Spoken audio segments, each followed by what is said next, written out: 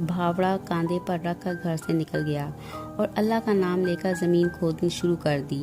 जवान आदमी, हाथ पैरों में ताकत, चौड़ी छाती, भरे भरे मजबूत बाजू। 3 घंटे ही में अच्छी खासी ज़मीन खोद डाली, मगर खजाने का कहीं पता न चला। उसने सोचा शायद ये जगह ना हो बल्कि इसके पास वाली जगह हो।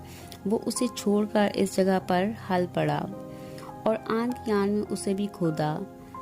जब शाम हुई तो थक हार कर घर आ गया। हैरान था कि क्या मामला है, क्या उसका ख्वाब झूठा था? नहीं, ये नहीं हो सकता। इतने दिनों में तो अमीर बनने की उम्मीद हुई थी। क्या यूं ही मलिया मेट हो जाएगी? कभी नहीं, कल फिर कोशिश करूंगा। नीरा दूसरी सुबह को उठा तो नूरा उसके सामने हाथ फैलाकर बोली, लाओ। क्या? उसने हैरानी से पूछा। खजाना, और क्या?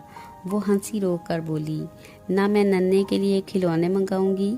नीरा के दिल में आया कि नूरा की बच्ची को कच्चा ही चबा जाए। ये मेरा मजाक उड़ाती है। देख, मैं तेरा बहुत ख्याल करता हूँ, वो गरा कर बोला। खजाना, क्या लड्डू पेड़ा है कि तेरे हाथ पर रख दूँ? नूरा एकदम फट पड़ी। गजब खुदा का, अकल मारी गई है। एक तो इतनी अच्छी जमीन खोदी और अब इस बंजर जमीन पर नाहक मगज मार रहे हो। मैं कहती हूँ जितनी मेहनत कर रहा तुमने इस जमीन पर की, अगर किसी के खेत में करते तो 2-4 रुपए हाथ आ जाते। खजाना मिलेगा। सूरत तो देखो खजाना मिलने वालों की। अच्छा बाबा, माफ कर। नीरा आजिज आकर बोला, जा अपना काम कर, जब खजाना मिल जाएगा तो मेरी सूरत देख लेना। नूरा रोती धोती काम धंधे में लग गई और नीरा फावड़ा उठाकर बाहर निकल गया। आज उसने कल से भी ज्यादा मेहनत की और 5-6 झाड़ियां खोद कर ही दम लिया, लेकिन जब घर लौटा तो खाली हाथ था।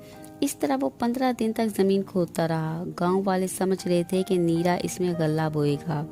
नूरा समझ रही थी कि फजूल कोशिश कर रहा है और नीरा सोच रहा था कि आज नहीं तो कल किसी दिन तो जरूर ही वो खजाने की खिनखनाती हुई आवाज सुनेगा। एक दिन वो सुबह ही से खुदाई में मशगूल था। शाम हो गई थी मगर वो बराबर फावड़ा चलाए जा रहा था। उसने सोच लिया था कि बस ये आखिरी दिन है। आज खजाना मिल गया तो खैर, वरना यहीं सर फोड़कर मर जाएगा। कि यकायक उसका फावड़ा एक सख्त पत्थर से टकराकर उचट गया। बड़े जोर की आवाज आई। उसके मुंह से खुशी की चीख निकल गई। खजाना, आ खजाना, दौलत, रुपया, सोना, चांदी। मगर ये आवाज कैसी? उसने पत्थर से कान लगाया तो ऐसा मालूम हुआ जैसे बहुत से आदमी आपस में कानाफूसी कर रहे हैं। ये नीरा शरारत से बाज नहीं आएगा, उसने सुनाकर कोई कह रहा था। मेरे ख्याल में, दूसरा बोला, मैं इसे पकड़कर तालाब में डाल देना चाहता हूँ, मगर बच्चों को खुराक मिल जाएगी। बदबख्त जिद्दी, ये तीसरे ने गुस्से से कहा। अगर उसने इस तरह हमारे सर पर फावड़ा चलाया तो मैं बाहर निकलकर उसका गला घोंट दूंगा। ठहरो, पहले ने कहा, मेरे दिमाग में एक बड़ी अच्छी तदबीर आई है। नीरा चुपचाप सांस रोके उनकी बातें सुन रहा था। उसका दिल धक धक कर रहा था मगर चेहरे से मुसर्रत टपक रही थी।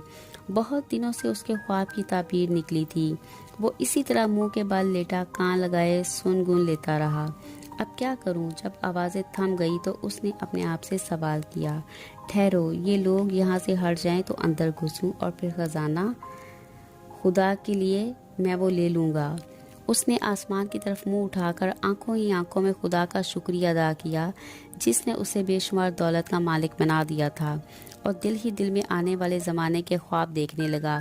थोड़ी देर के बाद उसके पास दौलत होगी, बहुत सी ज़मीनें, लातादाद जानवर।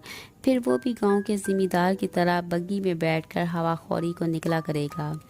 वो इसी तरह पड़े पड़े ख्याली पुलाव पका रहा था। हर तरफ सन्नाटा था, कब्रिस्तान का सा सन्नाटा, और इस हौलनाक सन्नाटे में बस उसकी सांसें चल रही थी या दिल धड़क रहा था। सेकंड, मिनट, घंटा, 2 घंटे, अब वो बेकरार हो गया। अगर आज भी नाकाम घर लौटा तो नूरा ज़रूर मुझे घर से निकाल देगी। खजाना मेरे कदमों में पड़ा है, सिर्फ ज़रा सी हिम्मत की ज़रूरत है। वो जल्दी से उठा और फावड़े की एक ही ज़रब से पत्थर को बाहर निकाल फेंका। उसके सामने एक गार था, गहरा और तारीक, और फिर उसे ऐसा महसूस हुआ जैसे किसी ने उसे धक्का दे दिया है, और वो लड़खड़ाता हुआ औंधे मुंह गार में जा गिरा। गार में अंधेरा था, खूब अंधेरा, हाथ को हाथ से ऊंचाई ना देता था।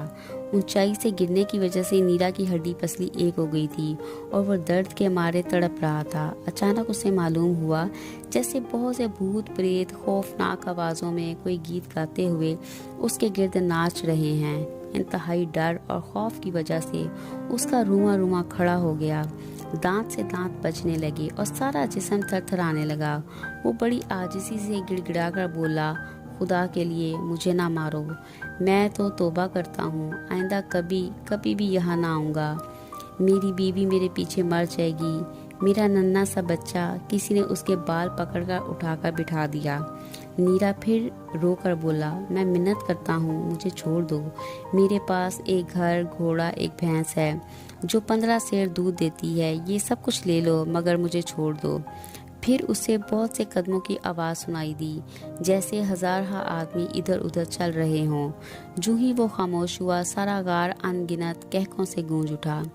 आंखें बंद कर लो, किसी ने उससे नरमी से कहा।